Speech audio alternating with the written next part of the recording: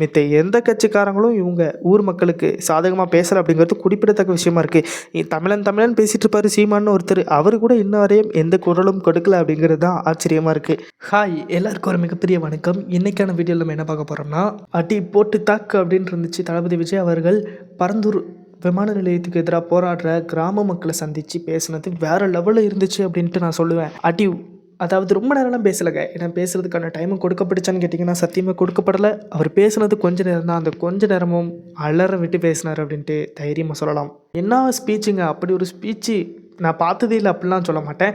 ஆனால் நல்லா பேசினார், தைரியமாக பேசினார். பேசின 10 நிமிஷமும் வச்சு வெளுத்து வாங்கிட்டாருங்க. எனக்கே ரொம்ப ஆச்சரியமாக இருந்துச்சு, என்ன பேச போகிறாங்க அப்படின்ட்டு. நல்லாவே பேசினாங்க. இந்த ஒரு சந்திப்பு முழுக்க முழுக்க விவசாயிகளுக்கு சாதகமாக தான் முடிஞ்சிருக்கு. நான் விவசாயிகள் பக்கம் முழுக்க நிற்பேன் அப்படிங்கிற மாதிரி தான் தளபதி அவர்கள் சொல்லியிருக்காங்க. அது மட்டும் இல்லாமல் எதிர்க்கட்சி, அதாவது எதிர்க்கட்சின்னு சொல்கிறத விட இப்போ ஆளும் கட்சியாக இருக்கக்கூடிய டிஎம்கேவை பற்றி நிறைய விஷயங்கள் சொல்லியிருக்காங்க. அவங்க முன்னாடி எப்படி இருந்தாங்க, இப்போ எப்படி இருக்காங்க அப்படிங்கிற மாதிரி சொல்லியிருக்காங்க. பேரை சொல்லாமல் சொல்லி அடிச்சிருக்காங்க, அவ்வளோதான், வேறு ஒன்றும் கிடையாது. அப்புறம் இந்த சந்திப்பு நடந்து முடிஞ்ச பிறகு சின்ன சின்ன விஷயங்கள் கூட இன்ஸ்டாகிராம்லையும் யூடியூப்லேயும் பெருசாக பேசப்படும் அப்படிங்கிற மாதிரி எனக்கு தெரியுதுங்க. அவருக்கு ஆசை என்ன அப்படிங்கிற மாதிரியும் அவர் ஒன்று சொல்லியிருந்தார். என்னுடைய ஆசை பரந்தூர் மக்களை பரந்தூருக்குள்ளே போய் பார்க்கணும் அப்படிங்கிற மாதிரியான ஆசை அவருக்கு இருந்திருக்கு. ஆனால் அந்த ஆசையை நிறைவேற்ற விடலை, அனுமதி மறுக்கப்பட்டிருக்கு அப்படிங்கிற மாதிரி அவர் சொல்கிறாரு. இன்னொரு நாள் கண்டிப்பாக உங்களை உங்கள் ஊரில் பார்ப்பேன் அப்படிங்கிற மாதிரி சொல்லி விடைபெறாருங்க. அதே மாதிரி என்னுடைய கள அரசியல் இங்கேருந்து தான் தொடங்குது. விவசாயிகளுடைய காலடி மண்ணை தொட்டு வணங்கிட்டு தான் நான் அரசியலுக்கு வருவேன் அப்படிங்கிற மாதிரியான கொள்கைகள் அவருக்கு இருந்ததாகவும், அதற்கு இதுதான் சரியான நேரம், இப்போ வந்துடுவோம் அப்படிங்கிற மாதிரி இந்த சமயத்தை பயன்படுத்தி கொண்டேன் அப்படிங்கிற மாதிரியும் அவர் சொல்லியிருக்காரு. பரந்தூர் விமான நிலையத்திற்கு எதிராக போராடுறவங்க எல்லார் கூடயும் நான் கடைசி வரையும் நிற்பேன் அப்படிங்கிற மாதிரியும் தளபதி அவர்கள் சொன்னது ரொம்பவே அந்த விவசாயிகளுக்கு மகிழ்ச்சி ஊட்டுற விதமாக இருந்திருக்கும். அது மட்டும் இல்லாமல் அவங்க அந்த விவசாயிகள் சார்பாக தளபதி விஜய் அவர்களுக்கு அந்த ஒரு பச்சை துண்டும் வழங்கப்பட்டுச்சு. வரும்போது கட்சி துண்டு, போகும்போது பச்சை துண்டு அப்படின்னு சொல்லிட்டு விவசாயிகள் துண்டை வாங்கிட்டு கிளம்புனாங்க. போகிற வழியிலையும் சும்மா இருப்பாருன்னு கேட்டிங்கன்னா போட்டு டான்ஸ்லாம் போட்டு வேற லெவலில் கிளம்புனாங்க. அதே மாதிரி இப்போ தளபதி பேசின ஒரு 2 விஷயங்கள், அப்புறம் டிஎம்கேவை பற்றி அவர் என்ன பேசியிருக்காரு அப்படிங்கிறத பற்றி விரிவாக பார்க்கலாம். வாங்க வீடியோக்குள்ளே போகலாம். நான் ரிப்போர்ட்டர் பிரேம்குமார்.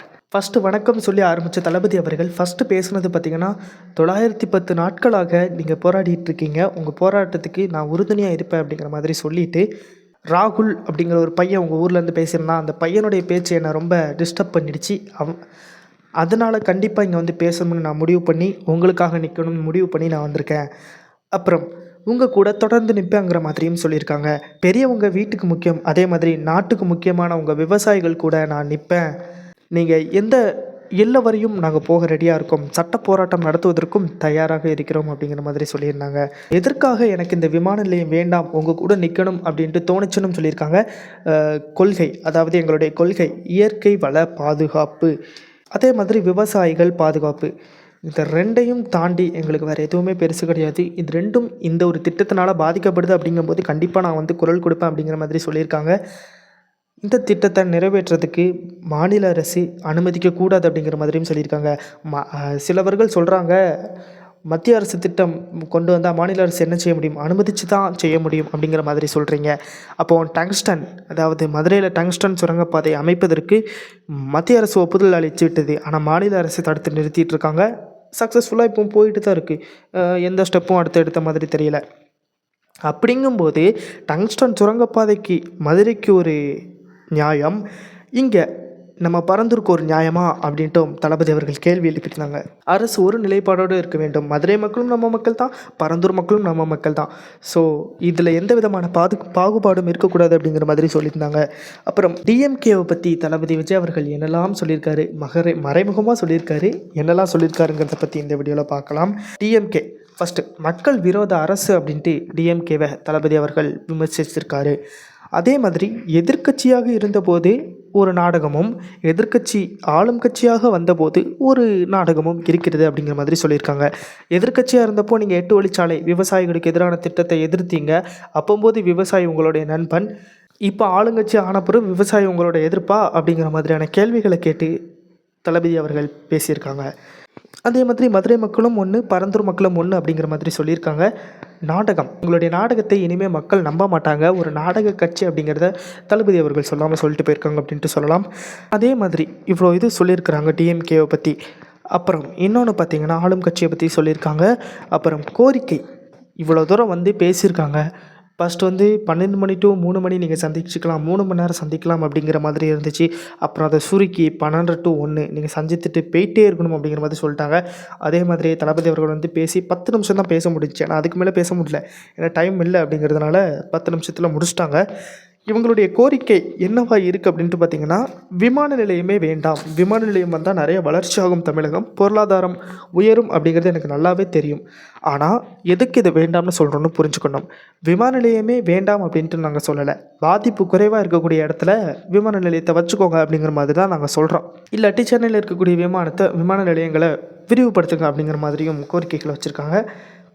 அதே மாதிரி இந்த பரந்தூர் விமான நிலையம் அமைப்பதற்காக